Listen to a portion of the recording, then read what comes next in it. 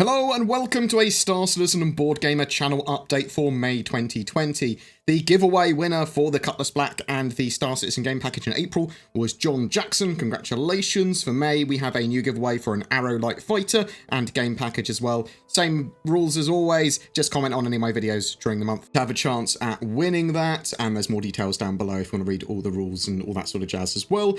3.9 went live, but there were a lot of problems with the release, with service outages and disruptions causing more knock-on effects in the persistent universe beyond just new patch teething issues.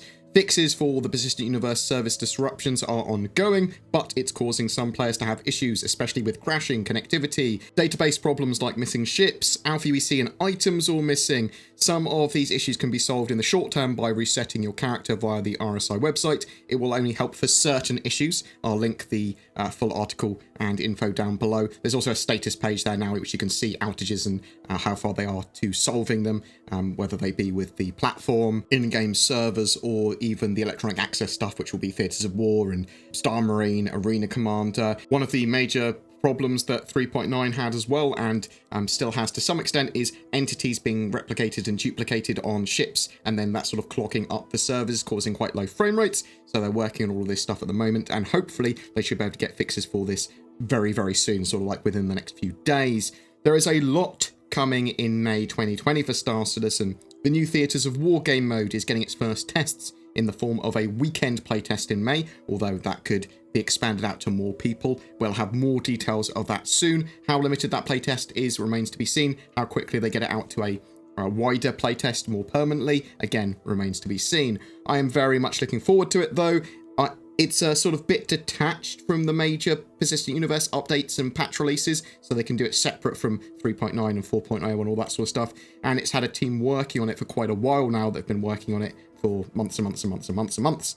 As I understand it, it will also be a test bed for some of the sort of like Persistent Universe FPS combined arms and base assault type gameplay that we might see in the future, sort of like experimenting with how they want some more fast-paced action to play out once you actually get involved in it. Obviously it's more arcadey, it's more of a you can zerg ecosystem. You're supposed to keep on attacking, and when you die you respawn, all that sort of stuff. So it's certainly different from the Persistent Universe, but it's a cool experience. Really looking forward to those objective based sort of game modes. Fleet Week should be starting somewhere in May as well. Most likely this coming week. It will see some promotions, potentially being a ship sale. Expect sort of more military styled ships with interesting skins. Interestingly, the F8C is rumoured to be part of the sale in some form, though it is just a rumour from like data mining and stuff from Star Citizen leaks. I saw some of the F8C in some of the game files there, that lightning, but it could be used in a sale. It might be used for advertising, it might be used for a video or something.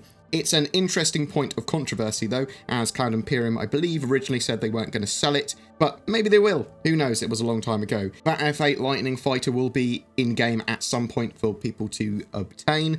Other things as part of Fleet Week is a free fly, though it might not be in Cloud Imperium's best interests to have that immediately, like on Monday or anything. They might want to sort of delay it until they've got some of their service disruption issues solved. So we'll have to see. I'm expecting it by Friday to see a free fly, but we'll have to wait and see. I mean, the Fleet Week could be any time in May, but again, as I said, most likely this week coming.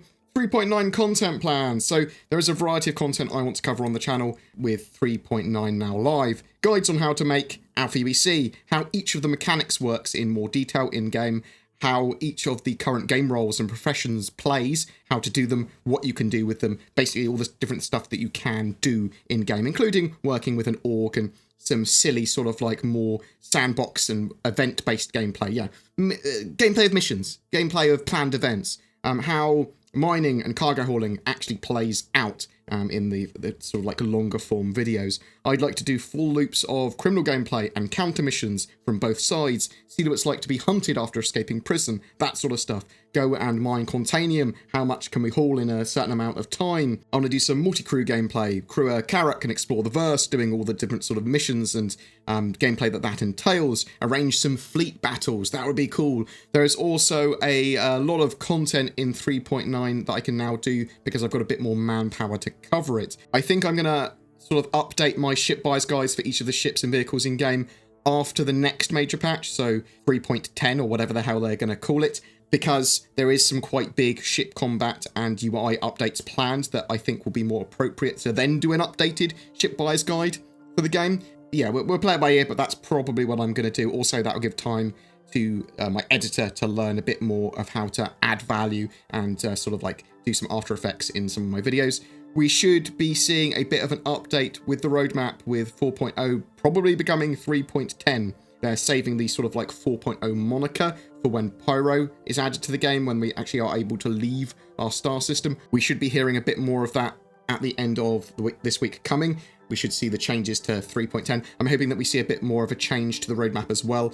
Brian Chambers is going to be updating us soon on Squadron 42 stuff, and then they're planning on giving us more regular updates on Squadron again that were different than before, because the original Squadron 42 sort of roadmap, although it did have a roadmap to completion, it wasn't the sort of way they portrayed it, was in a linear fashion, and the development of that isn't linear, so it didn't really give us the information that we wanted, I suppose, as backers. I'd expect to see the monthly reports for Squadron 42 and the Persistent Universe coming out this week as well, so lots coming out this week. Not just May, but very, very, very soon in May. I do want to do a lot more streaming in-game, not just talking about Star Citizen and answering questions, although I do want to do that. I want to sort of like do that and play the game, and we need a stable 3.9 for that. Also, Theatres of War, once that's in our hands, I'm going to be streaming that as regularly as possible, assuming that it's fun and good to do so. I did play it at CitizenCon, so I've got a good idea of how it's going to play and everything. And, I mean, it's going to be basically Star Citizen's leveraged giant scale, but the sort of quick, fast-paced FPS Battlefield-style game mode. I really like the idea of it.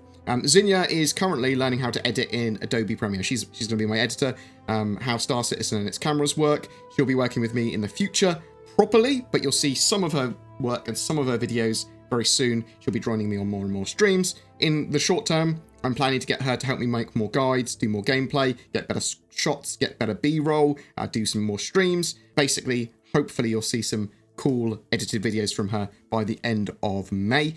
Recently, I updated to a beta version of Adobe Premiere as well. That's refined my pipeline. This was sort of like a byproduct of showing Zin how I currently edit, and I went, oh, actually, that makes my videos look better doing that, and I can run it in hardware encoding on my GeForce and actually get it sort of like a couple of hours shaved off rendering a video, which is fantastic. I'm going to be looking at a Ryzen 3950 later this month as well, and how they scale with Star Citizen, and getting that and a new system should actually help me get better footage and reduce render times further.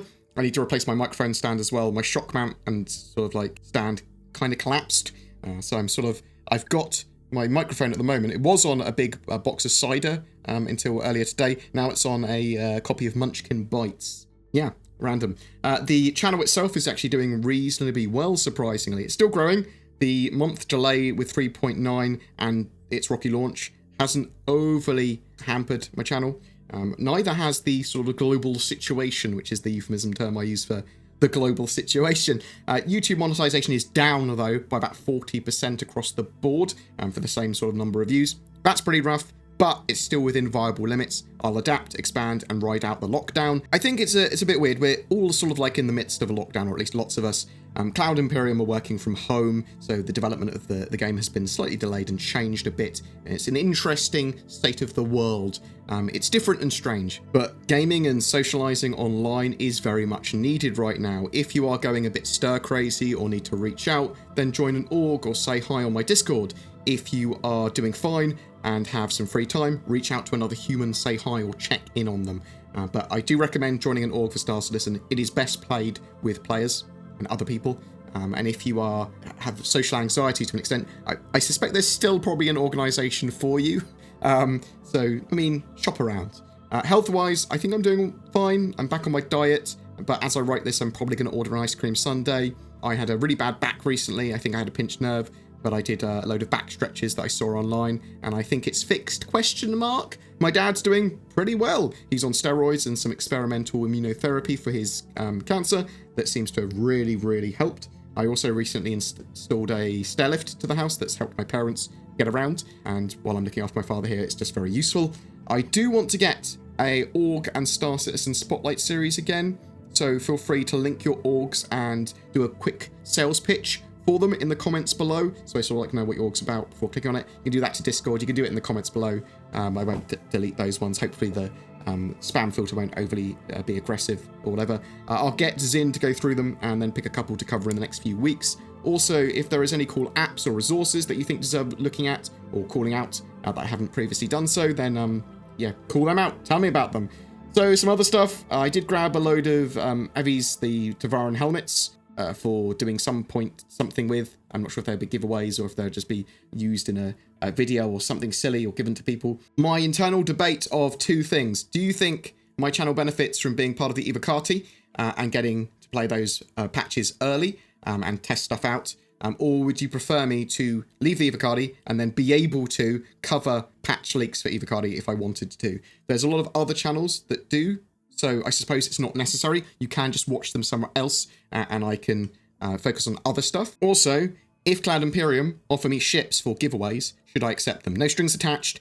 Do you want a ship to give away to your audience? What do you think? Do you think I should accept those or not? My current thinking is with the Evocati stuff, stay in the Evocati so that it gives me a bit of an understanding of a patch. I can plan content, and I suppose it also shows Cloud Imperium that I'm happy to conform to NDAs and that I'm happy to play ball when it comes to, you know, opportunities in the future, going on office tours, things like that. I'm not going to leak things. I think that's... But I do still cover data mines and leaks from like Star Citizen leaks and other sources that aren't Evocati based. I still do that. So there's an interesting juxtaposition there. With ships as well being given away, I have respectfully refused any time CIG have offered them, more to be able to reply to people that call me a shill, just to say, I'm only a shill for myself and my channel. I don't accept stuff from CIG and I haven't accepted stuff from CIG, but that might be a dumb thing to do. Maybe I should be accepting ships for giveaways because no strings attached, or doing something with them. Maybe I should leave the Evocati. Maybe I should stay. I don't know. I'm dumb. I'm dumb.